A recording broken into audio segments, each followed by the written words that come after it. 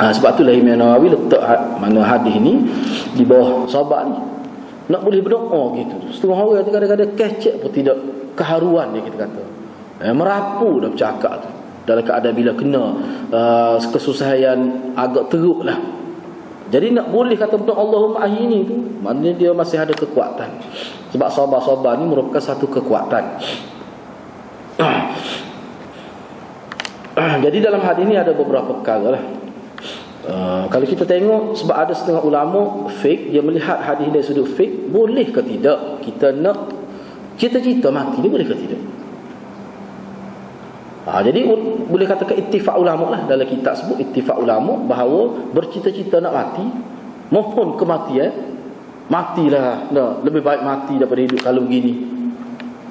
Itu makruh. Itu paling ringan, makruh. Tetapi kalau sekiranya, tapi benda ni kita tidak tahu antara dia dengan Allah. Sekiranya nak mati tu, mohon mati, biarlah matilah lebih baik. Biar matilah kalau begini, lebih baik daripada hidup. Keluar perkataan begitu lahir daripada kerana dia rasa cemooh kepada Allah, ataupun kerana dia rasa maknanya benci kepada Allah misalnya, itu dia tidak makruh. Dia boleh naik peringkat lain pula.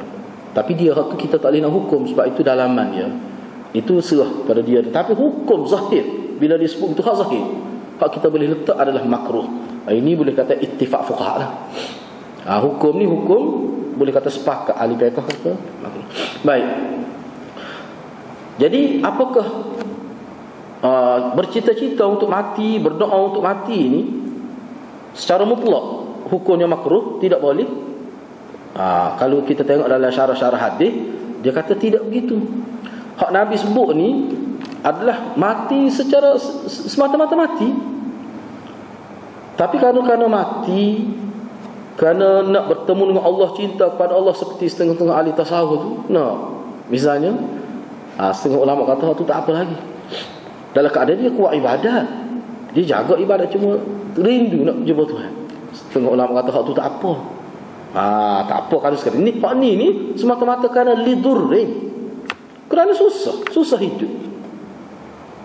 Sedangkan susah hidup tu susah kerana kita kata bala bencana, ujian Allah itu sebenarnya adalah penghapus dosa. Misalnya ada ulama siapa sebut misalnya ada ulama sebut dalam syarah-syarah hadis, dia kata ujian Allah itu sebenarnya adalah merupakan satu proses tazkiyah dan tathhir, proses nak menyucikan diri dan membersihkan saki-baki dosa.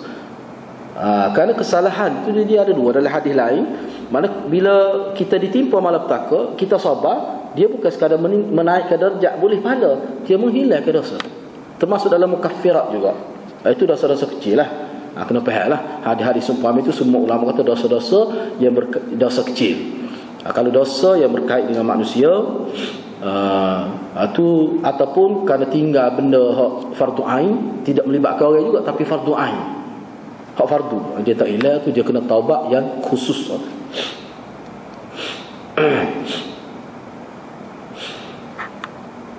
Misalnya ada seperti yang kita maklum lah, contohnya cucu Nabi Ali bin Abdul As Ar-Rabi pernah bercita-cita nak mati kerana rindu pada Nabi SAW. Dan dia pergi perang dan dia mati dalam peperangan. Sebab tu ulama kata kalau dalam konteks itu tak apa, rindu nak jumpa Nabi, tapi perjuangan dia tidak jadi tergendala, itu tak apa. Makna kerinduan itu dia tidak makruh, bahkan itu boleh pahala pula, tanda cinta kepada Allah Subhanahu Wa Taala. Sebab Ali bin Abdul As Ar-Rabi, cucu Nabi, Nabi pelihara di rumah dia tu, itu sebenarnya Nabi pelihara sungguhnya. Nabi pelihara sungguhnya hingga ayah dia mati ketika dia kecil lagi, Abdul As Ar-Rabi itu. Jadi Nabi SAW melarang seseorang Islam itu ataupun mukmin meminta atau bercita-cita untuk mati, itu semata-mata kerana kesusahan. Itu Nabi larang. Nabi larang sebab apa? Itu suatu kerugian. Suatu kerugian itu kerana dalam konteks agama, dalam konteks agama Islam ni, setiap kesusahan, bala bencana dan sebagainya yang Allah kenakan kepada seseorang itu, dia sebenarnya dalam konteks agama dia sebagai mim mukaffiratidz dzunub, antara yang menghapuskan dosa. Rugilah kalau bilang gitu. Sebab tu proses pembersihan. Jadi sekurang-kurangnya dua perkara yang kita boleh sebut bila ditimpa kesusahan itu. Ya Nabi tak begitu. Ini dalam huraian hadis lah. Apa yang Nabi larang? Pertama sekali, bila kita mohon gitu, seolah-olah kita nak mematikan peluang amal kita. Sedangkan dunia itu tempat amal. Seolah-olah kita boleh sebut begini, yang kamu minta mati itu cukup dah amalan kamu untuk menghadapi Allah SWT. Kamu rasa kamu sudah banyak, sudah cukup dah bekalan amalan kamu. Sedangkan perkara itu termasuk dalam perkara gaib. Dia masalah dosa pahala ni termasuk dalam perkara gaib. Nabi pun tidak tahu dosa sebanyak mana orang itu, pahala sebanyak mana, Nabi pun tidak tahu. Itu suatu benda yang ditutup oleh Allah SWT. Jadi seolah-olah bila seorang itu dambakan mati, cita-cita nak mati, seolah dia nak kerak, nak memutuskan peluang untuk dia bertaubat, peluang untuk dia beramal dan sebagainya. Itu Nabi kata maknanya tidak ada kebaikan. Tidak ada kebaikan. Yang kedua, bila disebut secara zahir, keluar daripada lisan, bercita-cita untuk mati, secara zahirnya perbuatan itu semacam tidak menerima takdir Allah Subhanahu Wa Taala. Kita tak boleh nak kata secara mutlak dia tak terima takdir. Boleh jadi kerana dia jahil, boleh jadi kerana dia dalam keadaan panik, dia tak terfikir pada waktu. Tetapi kok mana secara zahir tidak, Nabi tak benar. Kerana apa? Kerana waktu itu semacam menolak takdir Allah Subhanahu Wa Taala. Seolah tak boleh terima ketentuan Tuhan. Sedangkan Allah Subhanahu Wa Taala nak mengajar kita ni, sebab sabar-sabar ni dia tidak berlaku jika tidak ada ujian. Innallaha ma'as sabirin, dalam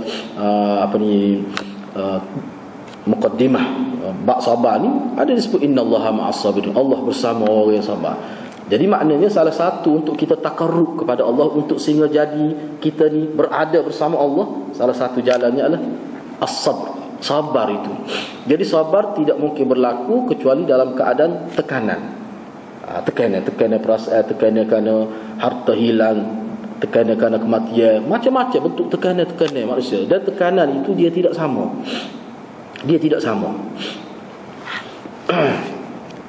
Tidak mungkin manusia hidup atas dunia ini tidak ada tekanan. Okey, baik, dalam kitab ni dia ada huraian agak lebih detail. Saya nak baca sikit. Kerana ini pandangan ulama.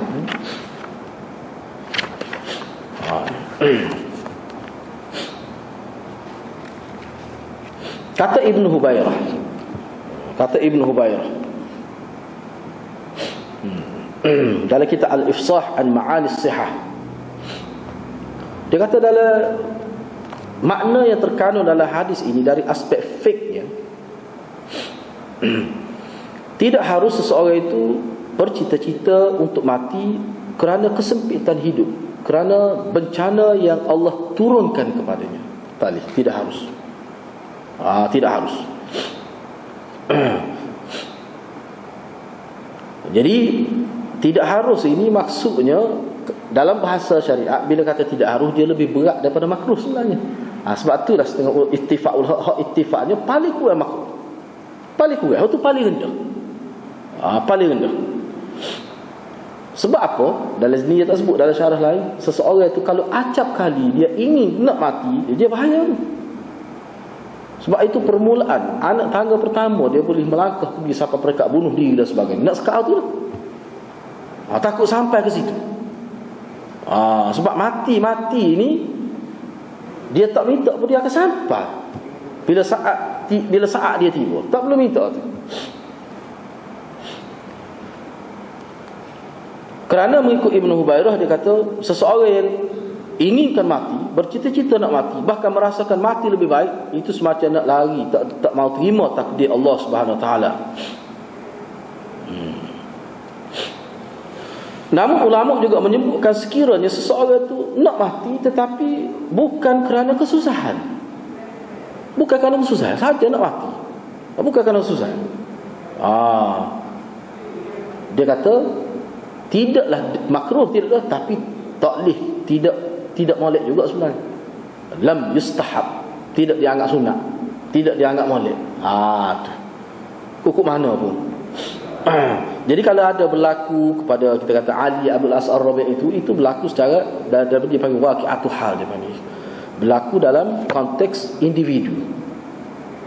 Dalam keadaan individu lah, bukan suatu benda yang menjadi amalan umum di kalangan sahabat Nabi radhiyallahu anhu. Tidak boleh menjadi dalil.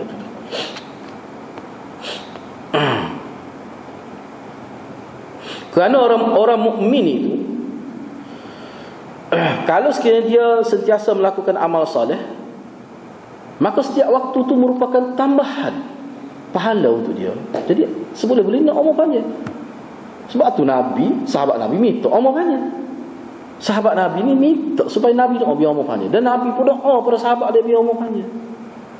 Tapi bukan semata-mata umur panjang. Umur panjang itu yang diisi dengan amal soleh. Jadi kita perlu kepada hidup ni, kan dunia ni sebagai tempat untuk amal. Darul amal dunia ni yang bagi. Darul jazak tu hari akhirat. Tu darul jazak tu mana tempat untuk pembalasan. Jadi apa seolah-olah nampak kita ni sudah cukup amal sehingga nak mati. Jadi itu tidak sesuai dengan ruh ajaran Nabi sallallahu alaihi wasallam. Kalau kepada orang jahat pun tidak baik juga. Pada orang yang tidak, orang jahat, orang yang melakukan maksiat, sentiasa melakukan benda fasik, kekal di atas kefasidan, kefasidan ataupun kekal di atas melakukan maksiat pun tak molek juga. Dia ada bercita-cita nak mati. Sebab apa? Sebab dengan minta mati cepat itu merupakan satu benda buruk kepada dia. Dia tak sempat nak bertaubat, tak sempat nak ziyadatul amal, nak melakukan amal dengan sebanyak-banyaknya, nak mengimani kesalahan, tak sempat dia nak apa ni kita kata nak bertaubat kesalahan dia buat.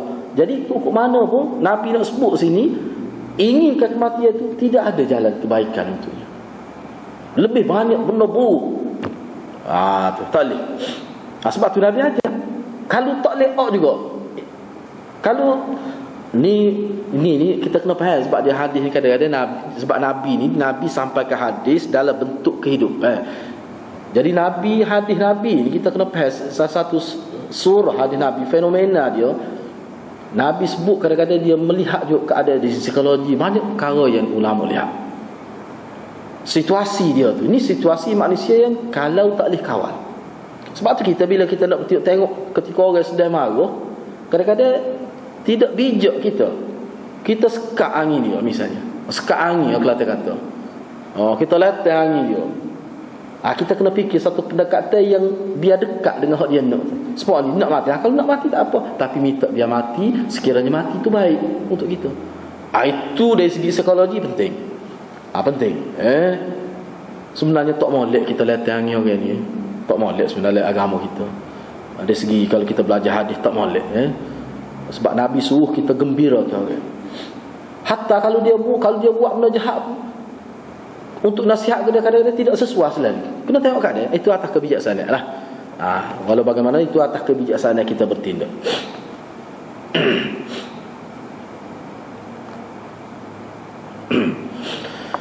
Walau bagaimanapun ada ulama yang membuat perincian. Sekiranya, misalnya kita kata contohlah.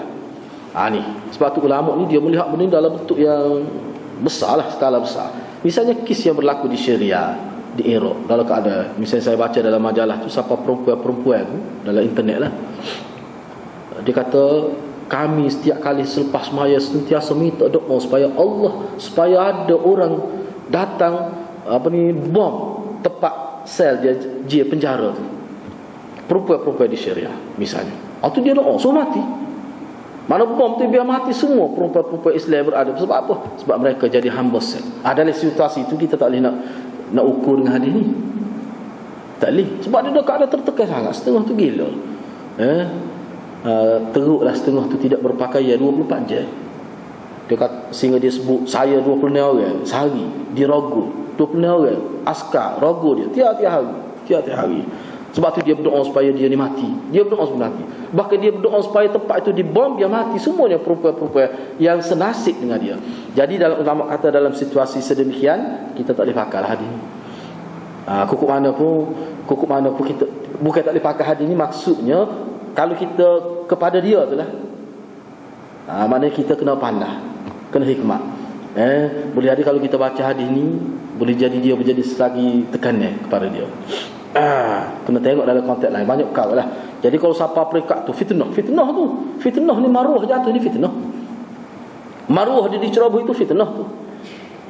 Boleh jadi tukar agama dan sebagainya. Kerana dia tu, kalau dia berubah, kalau dia mengakui, kita kata dia mengakui Bashar sebagai Tuhan, dia akan dilepaskan. Itu fitnah tu. Kerana takut fitnah dalam keadaan tidak terkawal sangat, maka minta mati tu. Hak tu setengah ulama kata hak tu tidak menjadi masalah lah. Tidak menjadi boleh dalam keadaan lagu tu. Namun dari segi disiplinnya, nak jaga takut nampak jadi tidak terima takdir tu. Tapi dalam keadaan dia kena redha, dia kena terima lah, kena dia terima. Dia tidak boleh marah pada. Jangan ada proses su'zan kepada Allah. Jangan ada, dia kena jaga. Jadi benda ni hadirat, benda ni perkara-perkara yang ni bukan semua orang boleh hadapi. Sebab tu setengah-setengah ulama pada dalam keadaan lagi dia tidak mengeluarkan hukum. Dia diam gitu ya. Tak sesuai kalau kita nak bercakap hukum dalam situasi tu.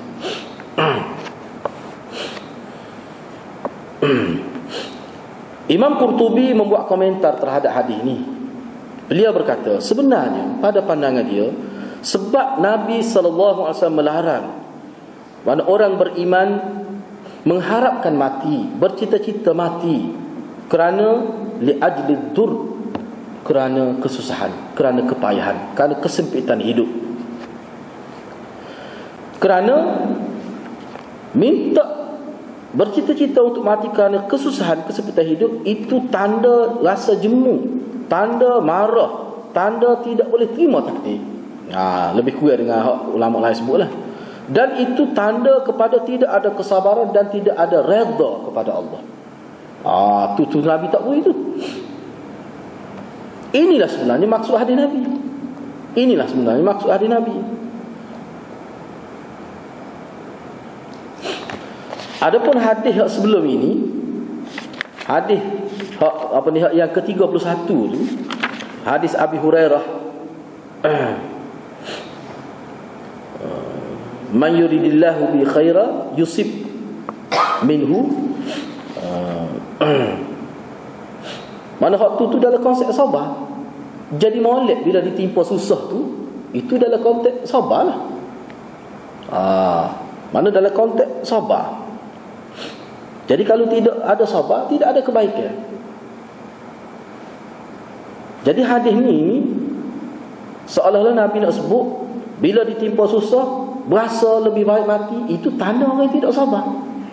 Jadi maknanya kesusahan yang menimpa dia tu jadi tidak ada kebaikan. Sama seperti orang kafir yang ditimpa susah. Jadi apa maksud hadis Nabi? Dalam hadis Nabi ke Allah suka tengok orang mukmin bila dia senang, dalam situasi mana pun sentiasa ada kebaikan. Jadi tak ada makna tu. Jadi orang mukmin yang sebenar dia tidak begitu. Jadi Nabi nak ajar kepada kita melalui hadis ini bahawa ciri orang mukmin sebenar tu. Jadi kamu kena jagalah kalau kamu nak jadi mukmin yang sebenar. Walaupun orang tidak iktiraf kamu sebagai mukmin yang sebenar, tetapi itu menjadi tanda. Jadi kalau nak jadi orang mukmin yang sebenar, kena jaga tu. Jadi sabar-sabar ni kalau begitu dia menjadi antara garis pemisah juga antara orang mukmin yang sebenar dengan orang mukmin yang tidak sebenar. Mukmin yang sungguh lah, mengikut piawaian dia. Yang mengikut ciri-ciri yang sebenar. Ini kata Syekh Qurtubi lah.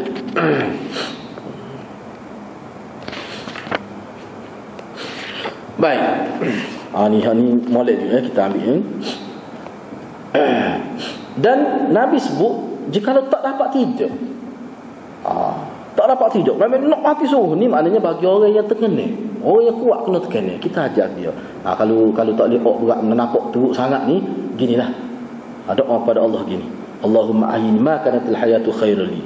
Jadi doa yang Nabi ajar ni sebenarnya hakikatnya gini. Hakikatnya tafwid dan soalul khiyarah. Hakikat doa ni Allahumma ahyini ni ma kanatil hayatu khairan li ni wa tawaffani idza kanatil idza kanatil wafa khairan li ni. Hak ni sebenarnya Nabi nak mengajar kita serah diri kepada Allah, tafwid dan soalul khiyarah, minta kebaikan. Hak ni doa ni hakikatnya bukan doa orang mati ni sebenarnya, cuma orang panggil bersilap bahasa saja. Tu cara Nabi nak ajar. Sebab umat Islam ni tak lari daripada suruh pada Allah tafwid tu dan minta kebaikan. Tapi bunyi kalimah tu mati. Kadang-kadang manusia ni kita ubah istilah.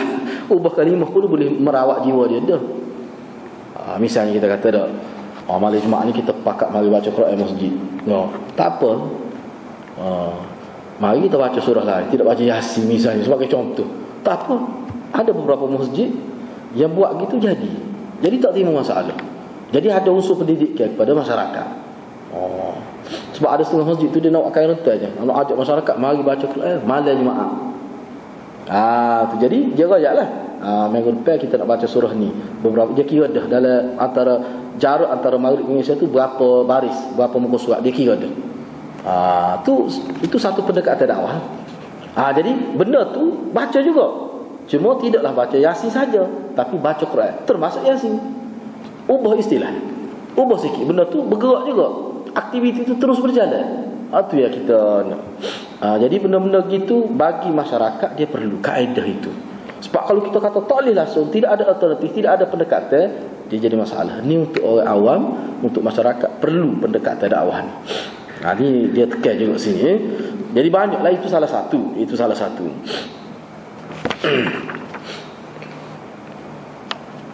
Jadi dalam kenyataan Nabi, doa Nabi Allahumma ahyini ni, ma kanatil hayatu khairan li ni, hak ni sebenarnya merupakan istikharah fil umuri kulliha. Istikharah maknanya minta doa kebaikan kepada Allah Subhanahu wa taala.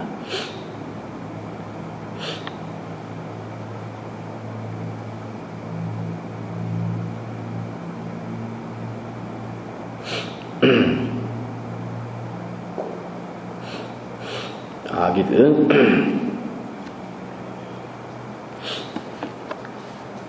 Okay, baik, seterusnya hadis yang ke-41. Kita terus pergi pada hadis yang ke-41.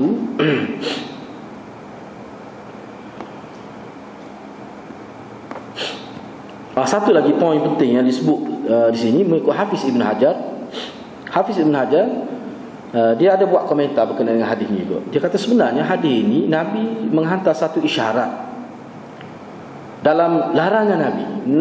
Dalam larangan Nabi, janganlah seseorang kamu bercita-cita hendak mati ni. Lepas tu Nabi isyarat supaya berdoa kalau mati biarlah ada kebaikan. Sekiranya mati itu ada kebaikan.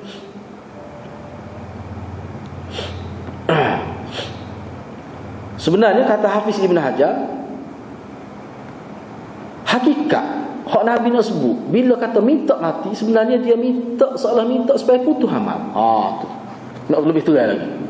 Bila seorang itu minta mati, seolah dia minta supaya Allah SWT putuskan amal dia. Tak boleh buat amal dah bila mati, seolahnya begitu. Tu. Sedangkan hidup tu, hakikat hidup ni amal. Dalam Islam ni hakikat hidup ni amal. Tujuan hidup ni adalah untuk amal. Hidup ni maknanya tujuan Allah menciptakan kita untuk dia, untuk ibadat, untuk ubudiyah kepada Allah. Amal itu kau tu amal. Jadi bila minta mati seolah lawan, seolah-olah seorang itu dia tidak suka kepada tujuan dia diciptakan. Ini kata Hafiz Ibn Hajar. Lebih dalam lagi, dia nak beri makna gitu.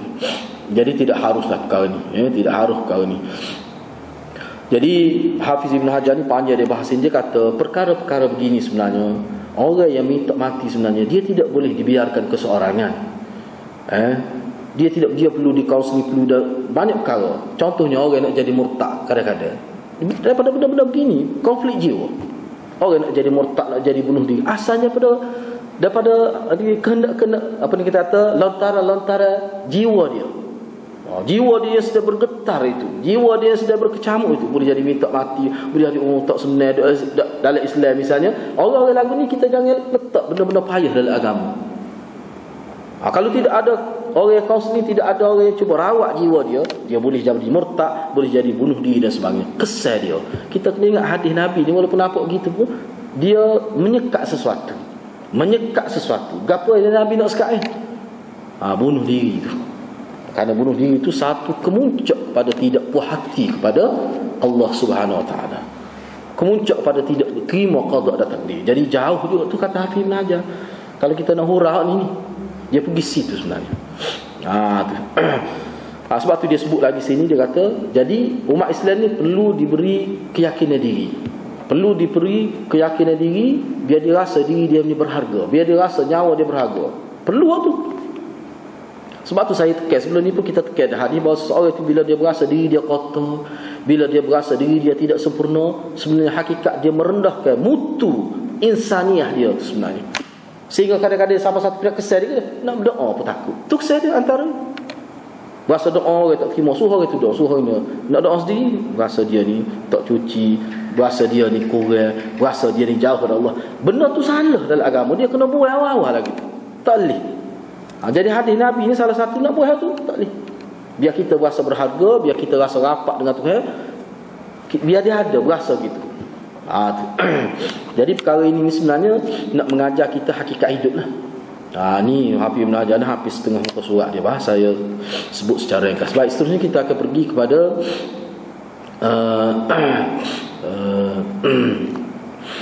hadis yang seterusnya, hadis yang ke 41. Wa an Abi Abdullah Khabbab ibn al-Arat radhiyallahu anhu qala shakawna ila Rasulillah sallallahu alaihi wasallam wa huwa mutawassidun burdatan lahu fi dhillil Ka'bah faqulna ala tastansiru lana ala tad'u lana faqala qad kana man qablakum yu'khadhu ar-rajulu fayuhfaru lahu fil ard fayaj'alu ya tu bagi depan. Thumma yu'ta bil minshar fayudha'u ala ra'sihi fayuj'alu nisfayn wa yumshatu bi amshat al hadid ma duna lahmi wa 'azmi ma yasuddu dhalika an dini wallah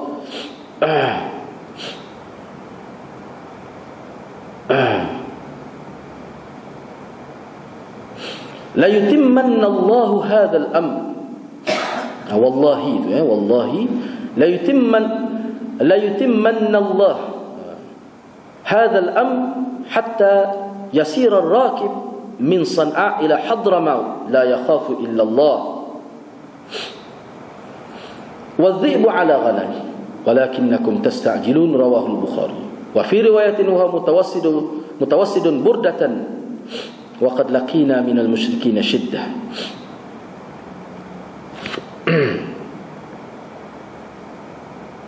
Diriwayatkan daripada Abi Abdullah, itu kunyah dia, nama dia Khabbab ibn al-Arat radhiyallahu anhu, kata beliau, kami mengadu kepada Rasulullah sallallahu alaihi wasallam. Ketika itu Nabi sedang tidur berbantalkan, maknanya selimut dia atau pakaian dia. Setengah dalam itu dia kata pakaian burdah ni sejenis pakaian dia. Di bawah bayangan Kaabah. Jadi dia gulung-gulung tu dia buat bantal. Maka kami berkata, tidak mahukah Tuhan doa kemenangan untuk kita? Tidakkah Tuhan mahu berdoa kebaikan untuk kita? Doalah kepada Allah supaya kita dapat kebaikan. Lalu Nabi menjawab, sesungguhnya umat sebelum kamu, orang sebelum kamu, umat sebelum kamu, ada seseorang di kalangan mereka yang ditangkap, lalu digali lubang di tanah dan diletakkan orang itu di dalam lubang itu, mana ditimbuslah sekerat, separuh dada, dan keadaan tangan pun dan keadaan ditimbus dalam tanah. Kemudian dibawa minsyar, gergaji, dan diletakkan di atas kepala, lalu digaji. Maka orang itu jadi terbelah dua kepala dia tu. Gaji kepala betul-betul atas mafraqi ra's, belahan rambut. Dan ada juga yang diletak di tanah dan yumshat bi amshatil hadid, yakni asalnya disisir dengan sisir daripada besi, macam geraklah pelatih kata.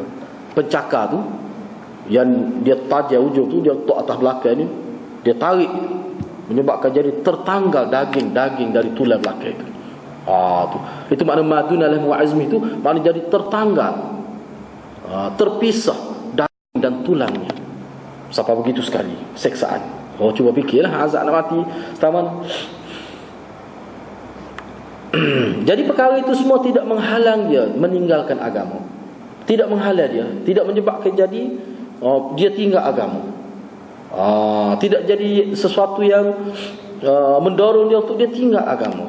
Demi Allah, nanti Allah akan sempurnakan urusan agama. Allah akan perkukuhkan agama. Mana Allah akan, kalau kita nak bahas dari segi makna mafhum dia, demi Allah, nanti pasti Allah akan tegakkan agama Islam, beri kuasa kepada agama Islam, beri keamanan atas nama agama ini, sehingga orang yang berkenderaan dari San'a ke Hadramaut, dia tidak takut kecuali kepada Allah dan kepada serigala yang akan mengganggu binatang ternakannya, kambing dan sebagainya. Tetapi kamu tasta'jilun, tapi kamu ni gopoh, tapi kamu semua ni gopoh, nak cepat sesuatu, benda tu tak sampai tahap itu lagi. Maknanya ni berkait dengan sabar ni. Jadi dalam hadis ni beberapa perkara, sebelum kita bincang hadis ni, saya nak sebut Baidata Khabbab, sebab ni hadis yang ke-41 dan inilah nama Khabbab ni, nama yang pertama kali kita jumpa, Khabbab Ibn al-Arad. Saya nak sebut secara ringkas, sebab kita maksud ini kita nak bagi Baidata ringkas sahabat. Jadi Khabbab Ibn al-Arad ni, nama dia sebenarnya Khabbab Ibn al-Arad bin Jundalah At-Tamimi, Bani Tamim, dia daripada Bani Tamim.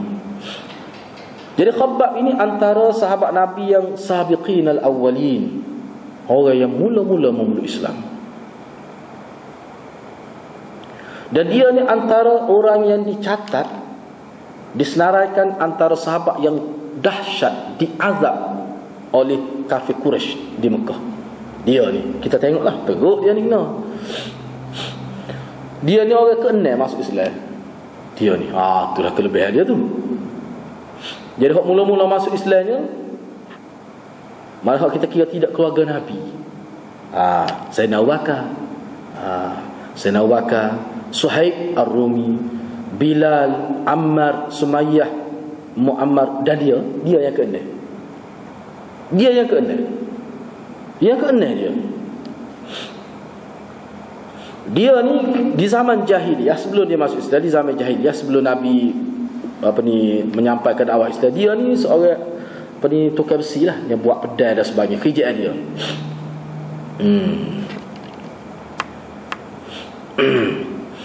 Dalam riwayat ada disebut mana dia ni dia dijual, dia ni macam hamba lah, dia dijual di kota Mekah tu, dia dijual, dibeli oleh Ummu Anmar Al-Khuzaiyah. Dia ni ada juga riwayat kata dia ni sebenarnya sekutu Bani Zuhrah. Tapi bila dia masuk Islam, dia tidak dapat sokongan, dia jadi lemah, jadi tidak teratur lah hidup dia, tidak banyak sokongan. Jadi orang musyrikun tidak takut, tidak bimbang untuk mengazab dia, aniaya dia. Mana ada dia pendapat kata dia ni tidak hamba, tapi ada juga kata dia ni hamba. Lalu golongan musyrikin Mekah mengazab dia supaya dia tinggal agama, dan dia sabar. Mana dia tidak ikut permintaan golongan kafir itu. Jadi dia dikenakan siksa yang sangat teruk. Makna dia ni, dia diregang. Dia diregang di padang pasir dalam keadaan perut ke tanah, mana belakang tu menghadap ke langit, dan diletakkan batu yang dibakar. Dahsyat dia ni kena. Dia diletakkan batu yang humiyat bisyamsi awin nar. Sakhrah ni batu besar, seperti bila lah. Cuma bila ni batu tu tidak dibakar. Ni dia ni, batu tu mana dipanaskan batu, kemudian diletak di belakang dia, sehingga dia kata belakang dia jadi tertanggal daging, dia kata. Hatta zahaba lahmu matni, sehingga daging di belakang dia tu jadi bukan tanggal semua, makna tertanggal jadi seperti lah kalau biasa kalau perempuan lepas bersalin hak tuku tu guna batu tu lapik beberapa kain, letak pula setengah daun-daun tertentu tu. Tu pun letak sebentar-sebentar. Cuba fikir kalau batu yang dipanaskan letak di kulit, cuba fikir apa yang akan jadi. Masak daging tu. Itulah yang berlaku kepada Khabbab Ibn al-Arat. Tapi dia tahan, dia sabar. Ni sabar. Ini peringkat tinggi. Ini peringkat tinggi. Walaupun sebenarnya dalam Quran ada sebut kalau peringkat dia boleh nak sebut, nak kata Tuhan itu 3 misalnya, seperti orang kafir dalam keadaan mutmainnun, hati dia mutmainnun. Dalam Quran sebut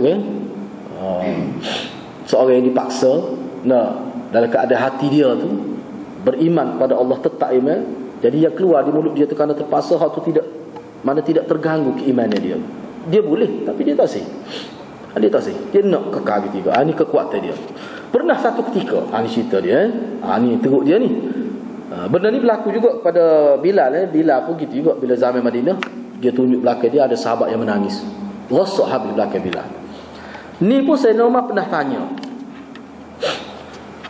Khabbab Ibn al-Arat amma laqiya minal musyrikin. Waqad sa'alahu Umar bin Al-Khattab amma laqiya minal musyrikin. Sayyidina Umar pernah tanya Khabbab ini tentang saksian yang dia hadapi, yang dia terima daripada kelompok kafir Quraisy. Kata Khabbab, wahai Amirul Mukminin, tengok sendirilah belakang saya. Bila Sayyidina Umar tanya, dia kata, dia tunjuk belakang, unzur ila zahri, tengok belakang saya. Fa nazara, lalu Sayyidina Umar pun tengok. Apa kata Sayyidina Umar? Ma ra'aitu kal yaum zahra rajulin.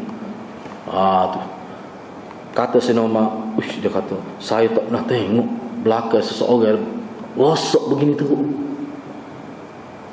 Jadi Sayyidina Umar tanya dia, kenapa? Macam mana orang kafir Quraisy musyrikin buat pada kamu sehingga begitu sekali rosak belakang kamu? Inilah Khabbab cerita. Ni cerita Khabbab sendiri. Dia kata, laqad uqidat li narun wa suhibtu 'alaiha fama atfa'aha illa wadaka zahri. Ni dia sebut. Hak batu tak disuku. Dia nyalakan api. Lepas tu dia ikat Khabbab tu, dia lalukan Khabbab di atas api. Dalam keadaan api tu macam kita kata salah lah. Tapi salah ni kita kata jauh daripada api, ni kena api. Dia tok ke belakang tu, dia lalu atas api. Macam bara tu dia lalu. Jadi dia kata fama atfa illa wadaka zahri. Jadi api itu mati, api itu mampu kerana apa? Kesal daripada keluar lemak-lemak, minyak-minyak daripada tubuh aku kena api itu. Jadi mampu api keluar peluh, panas dan sebagainya. Cuba fikirlah ke mana beratnya Khabbab Ibn al-Arat ni kena. Jadi wadaka zahri ni dalam syarah disebut, dia kata lemak, minyak, peluh keluar daripada tubuh tu, hal tu yang menyebabkan api itu mati, menyebabkan rosak luar biasa, sangat dahsyat lah. Belakang berat dia kena ni Khabbab Ibn al-Arat ni. Khabbab Ibn al-Arat ni antara muhajirin hak mula-mula lah. Muhajirin hak awalin berhijrah, sebab Nabi ni dia biar sahabat dia hijrah dulu baru dia berhijrah. Khabbab turut serta dalam peperangan pertama, Badar, Uhud, Khandaq, dan dia turut serta dalam semua peperangan yang dihadiri oleh Nabi sallallahu alaihi wasallam. Ini suatu kebanggaan. Di bumi Madinah, Nabi telah melakukan ikha, melakukan mempersaudarakan Khabbab ini dengan Tamim, hamba Kharash bin Simmah.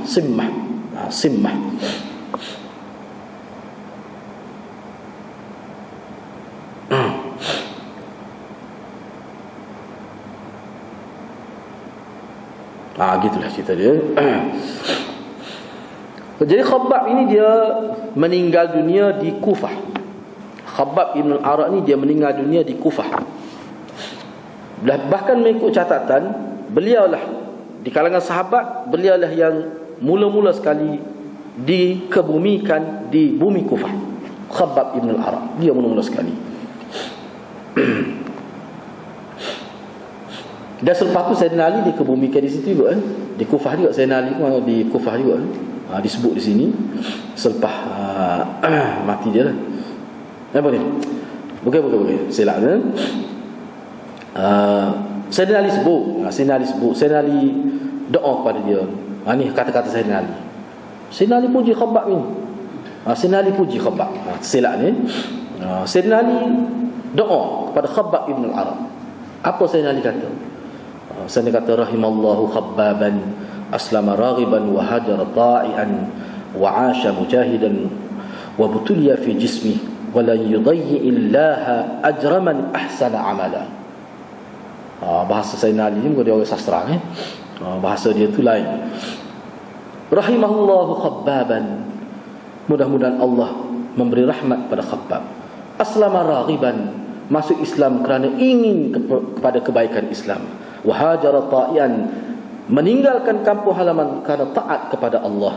Wa'asha mujahidan, hidup kerana untuk berjihad pada jalan Allah. Dia diuji pada tubuh badannya. Ni diuji tubuh badan dia, rosak tubuh dia. Tu. Allah sekali-kali tidak akan menyia-nyiakan pahala orang yang melakukan kebaikan seperti Khabbab bin al-Arab ini. Ini pujian Sayyidina Ali dengan bahasa yang begitu indah. Sayyidina Ali sebut. Jadi dia meriwayatkan Imam Bukhari dalam 32 hadis. Dia meriwayatkan 32 hadis. Ni hak Bukhari Muslim ambil lah. Semua sekali 32 hadis. Dalam Bukhari Muslim pun ada, dalam kitab lain pun ada juga. Dia mati pada tahun 37 Hijrah. Ada juga ulama kata pada tahun 39 Hijrah. Ini berkenaan dengan Khabbab ibn Arab ni. Begitulah secara ringkasnya begitu. Baik, jadi hadis ni sebenarnya berkait dengan sabar juga. Pertama sekali di permulaan kata-kata Abi Abdullah Khabbab ibn Arab ni, dia kata kami mengadu. Hadis ini diriwayatkan oleh Khabbab. Bila kami mengadu tu makna bukan seorang lah, ia pergi bertemu dengan Nabi. Hadis ni dari segi asbab wurud hadis ni terlebih dahululah. Sebab asbab wurud kenapa jadi berlaku hadis, kerana saat ini merupakan saat yang teruk lah, yang hampir tidak tertanggung setengah-setengah sahabat. Memang teruk sungguh. Sehingga dan sebenarnya kalau kita tengok dalam sejarah, Nabi duduk tidur tu tidak tidur, Nabi baring. Letak kepala di kain selimut dia gulung-gulung, lapik kepala duduk mikir. Dibayangkan duduk mikir. Nabi tak tidur. Nabi pada waktu tu sudah sangat sedih sebenarnya, mengikut dalam riwayat. Teringat Nabi tahu tapi tak boleh nak buat apa. Kekuatan langsung tidak ada pada waktu itu. Jadi sahabat-sahabat Nabi ni kira-kiranya pergi mengadu tu kerana keadaan tekanan yang sangat teruk lah. Kira-kiranya begitu. Jadi kalau kita nak tahu, kita bacalah dalam sirah, khususnya tahun kedua, tahun ketiga paling teruknya. Tahun ketiga selepas Nabi jadi Nabi. Tahun kedua, tahun ketiga tu memang teruk. Teruk benar kena.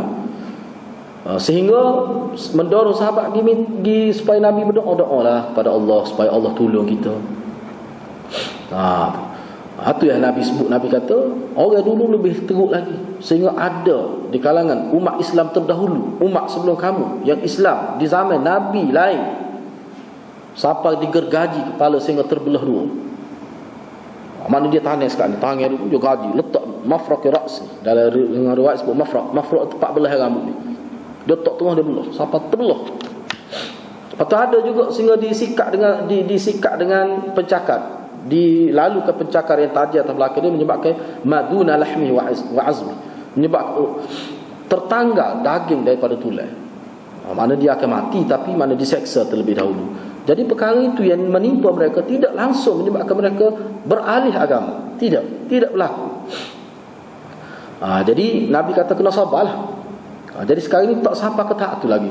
Dia sebenarnya jadi hadis ni antara istinbat yang ulama sebutnya, dia sesuatu perjuangan tu nak capai kejayaan, dia mesti ada tempoh dia.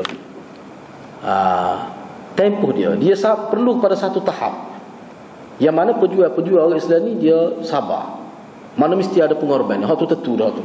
Jadi bila tak sabar tahap tu, jadi tahap tu bila bagaimana kena tu, wallahu alam. Kita tak tahu. Jadi daripada hadis ni daripada hadis ni, ulama juga memahami bahawa perjuangan ini tidaklah diletak diukur kita dapat redha Tuhan ataupun tidak dengan dapat kejayaan. Tidak juga, tidak mesti gitu. Jangan fikir lagu tu. Berjuang ni kerana nak mendapat redha Allah Subhanahu Wa Taala. Jadi dalam tempoh bila kena tekanan begini teruk, nampak macam nak mengalah. Macam tak lagi dah. Nampak macam putus harapan. Tu yang Nabi sebut cerita ni.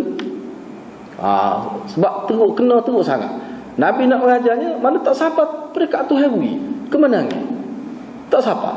Sebab ada setengah-setengah Nabi dulu untuk dapat kemenangan, sebelum dapat kemenangan tu sampai peringkat kena gaji dibelah kepala. Sampai begitu sekali. Enggak, kita tak sampai tahap itu lagi. Kena sabarlah. Jadi maknanya hadirin ayat itu supaya sabar tu. Baik, di sini ada beberapa perkara ni dalam kitab ni, dia bahasannya ada beberapa perkara. Saya nak sebut secara ringkas. Yang pertama, dalam hadis ini selain daripada sebab, walaupun tidak disebut kalimah sabar dan sebagainya, tetapi ada makna tahammul itu. Ada makna menanggung beban itu ada. Yakni kesusahan menghadapi tekanan daripada musuh-musuh Islam. Jadi isu yang besar dalam hadis ini mengikut ulama'nya adalah Nabi nak mengajar supaya sahabat dia ni mempunyai ketahanan diri yang lebih daripada orang lain. Tu kerana Nabi sendiri pun teruk juga kena. Nabi ni teruk sebenarnya kena. Sebab apa? Nabi berdakwah di dalam keluarga, dan keluarga Nabi tolak dakwah dia. Keluarga Nabi tolak Bani Hashim. Peringkat-peringkat pemimpin yang tolak tu adalah terdiri daripada keluarga-keluarga Nabi. Kalau kita baca dalam sejarah, walaupun ada juga keluarga Nabi yang terima, tapi majoritinya yang tolak. Ni di peringkat Mekah ni, walaupun peringkat awal hadis ni mengikut pensyarah hadis, Nabi nak mengajar sahabat dia supaya mesti mempunyai keteguhan, jati diri dan kesanggupan untuk menghadapi apa saja tribulasi, kita kata, di dalam jalan dakwah ini. Dan secara umumnya Nabi nak wariskan kepada pejuang-pejuang selepas sahabat bahawa inilah dia contoh pejuang-pejuang hak sebenar. Hak sebenar.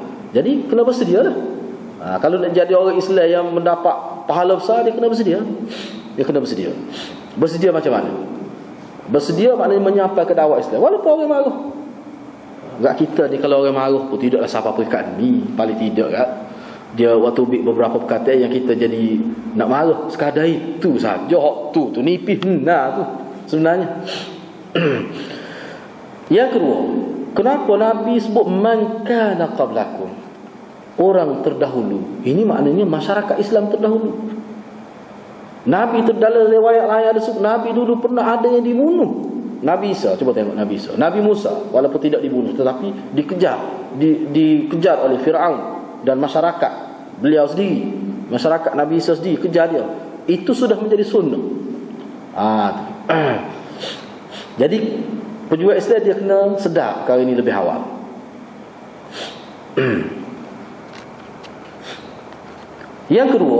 Perkara yang kedua, Nabi juga nak memberi kesedaran. Ini kesedaran dari segi dakwah, kesedaran kepada pejuang-pejuang Islam. Orang Islam dia mesti tahu ni. Apa dia? Al-ibtila sunnatullah fil mu'minin. Ujian Allah itu merupakan sunnah Allah. Sunnah Allah mana perkara yang mesti Allah buat lah. Benda biasa. Supaya sakit, itu sunnatullah. Sakit, lapar, bila makan jadi kenyang, itu sunnatullah tu.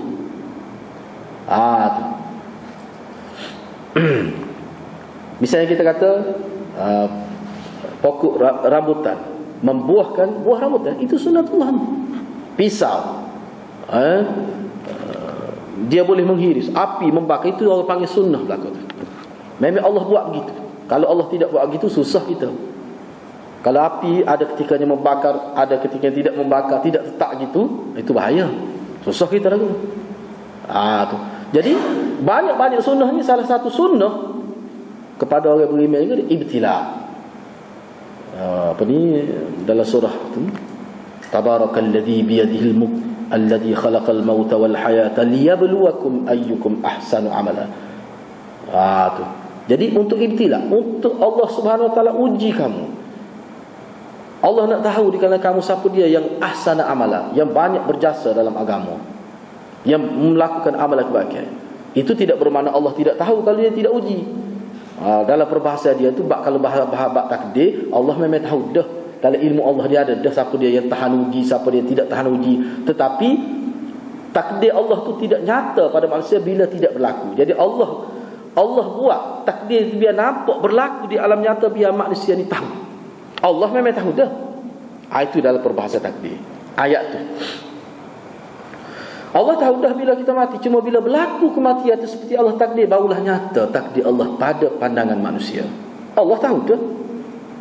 Kalau Allah tak buat apa, Allah tahu dah. Tapi tidak nyata pada pandangan manusia bila tak berlaku. Jadi saat kita mati, ni pun begitulah juga. Bukan bermakna Allah tidak tahu. Allah tahu dah. Cuma kita tak boleh bahas. Sebab tu ilmu Allah ni orang tidak faham. Rasa. Tu ya. Buat apa kita belajar kalau Allah sudah tahu bahawa kita ni tidak akan jadi alim? Buat apa kita belajar? Memang kalau kita tahu kita tidak alim, kalau kita tahu kita tidak alim, memang kita masalah kita tidak tahu. Jadi kita mengandalkan kalau Allah sudah tahu kita, itu dalam ilmu Allah. Ilmu Allah dia tidak bertakluk dengan kita. Dia tidak berkait dengan kita, ilmu Allah ni. Mana kita tidak tahu apa yang Allah tahu. Jadi kita jangan soal. Sebab itulah Allah Subhanahu Wa Taala, kalau kita baca hadis ni, kita akan dapat satu kesimpulan bahawa manusia ni Allah beri pahala berdasar pada usaha. Laha ma kasabat wa 'alaiha maktasabat. Allah tidak beri pahala. Maknanya Allah tidak beri pahala pada natijah dia tu. Tu kalau senang bahasanya. Kamu berjaya atau tak berjaya itu bukan persoalannya. Usaha ke tidak? Usaha ke tidak? Itu. Sebab tu orang yang belajar ilmu ni, kalau dia tak boleh ilmu, dia dapat pahala. Sebab tu Imam Ghazali kata kadang-kadang orang yang tak boleh ilmu ni tapi dia rajin, dia lebih banyak pahala daripada orang yang dapat ilmu. Sebab apa? Usaha dia. Tu.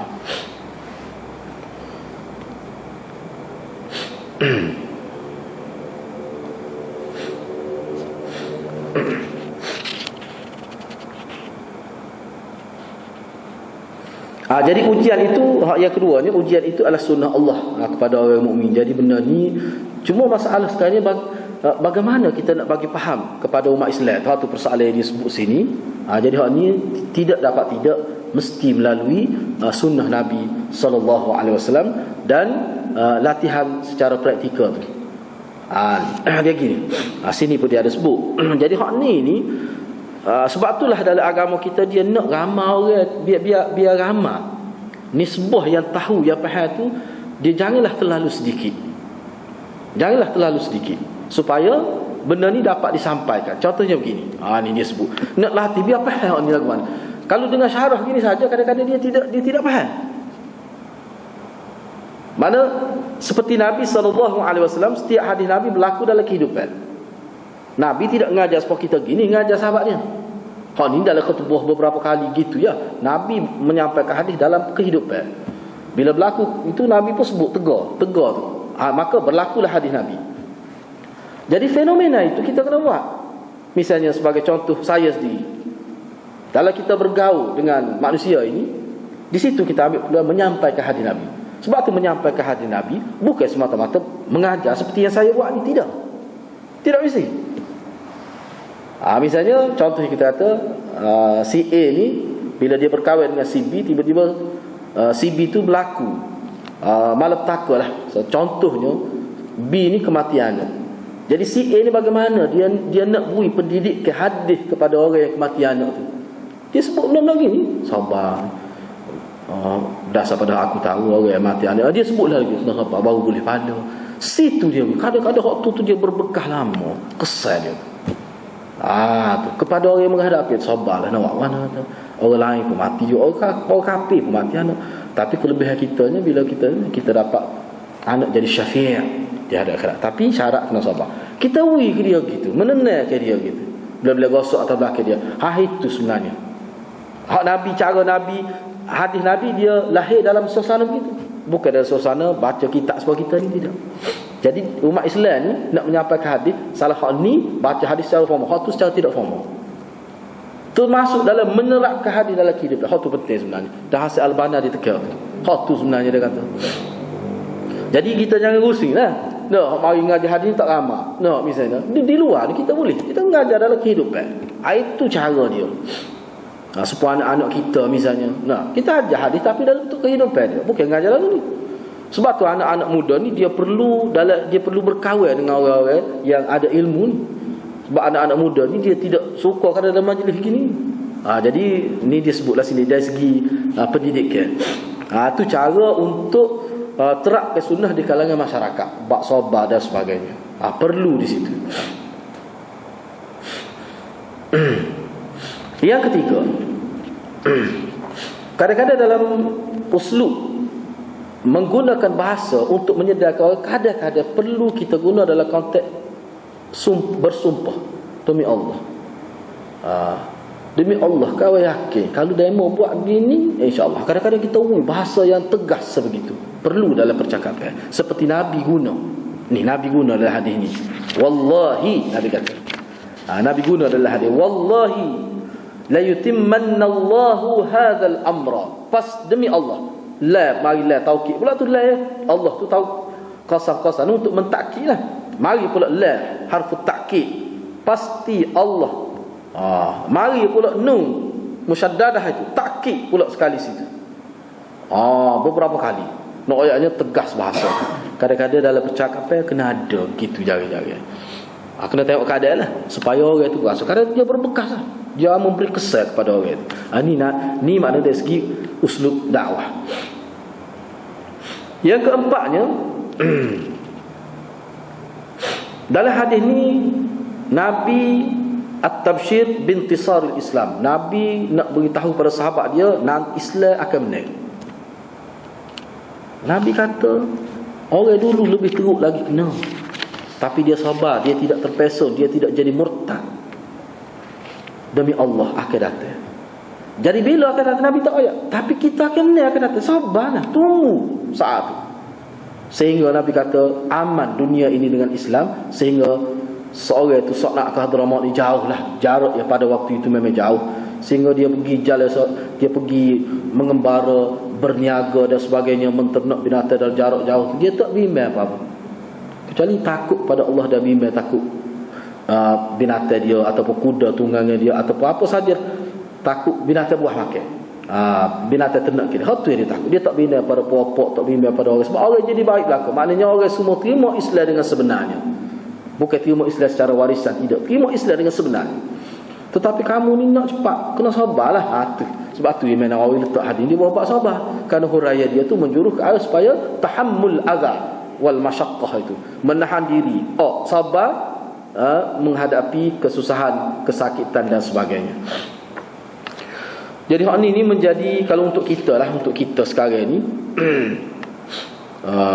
dalam konteks nak menerapkan sunnah Nabi kepada masyarakat, yang rata-rata kita tengok masyarakat ini mana tidak sepenuhnya mengikut sunnah Nabi ni, kena sabar. Kita kena buat kajian. Masyarakat ni berlaku tidak seperti yang Nabi ajar ni, kita kata. Buat ibadat tapi tak seperti yang Nabi ajar ni, bukan sehari dua, bukan setahun dua, berpuluh-puluh tahun, bahkan beratus tahun dah. Maknanya berlaku silap faham. Kerana sistem pengajian hadis di negeri Melayu kita ni tidak boleh kata-kata ada lah. Tok Khurasan itu yang ada. Tu pun sampai bila Tok Khurasan tu, bukan sampai dulu. Pengajian hadis secara sistematik lah. Orang panggil ittiba' sunnah, bukan berlaku secara menyeluruh, tidak. Kerana masyarakat Melayu ni berada dalam keadaan yang teruk pada waktu itu. Lepas tu tak ada orang alim tu dalam bidang pengajian hadis, tak ada. Seperti mana setengah-setengah tempat tu. Kalau belajar hadis pun, dia baca hadis, dia belajar hadis secara sistematik, secara tradisi. Dia tidak membaca hadis, tidak. Dia ada kaedah dia. Sementara baca hadis Sahih Bukhari pun dia tak akan dapat apa-apa kalau tidak dengan sistem dia. Sistem talaki dia panggil. Sistem talaki tu, kalau kita sebut sistem talaki tu, dengan bersanad dan sebagainya. Ni mengikut maklumat saya baca lah. Fenomena pengaji hadis di zaman di tanah Melayu kita ni, dia baca hadis supaya baca kitab sirah, gitu je lah. Tak ada sentuh tertarija, tak ada buat kajian, bahkan asal ada dalam kitab tak kira dah, kecuali dalam kitab sebut ni hadis tak, ni maudhu. Tu ya, kalau tak sebut, kalau penulis tu sebut hadis, tak ada takhrij, tak ada bui penilaian hadis, dia kira hadis tu betul semua. Itu tradisi tu.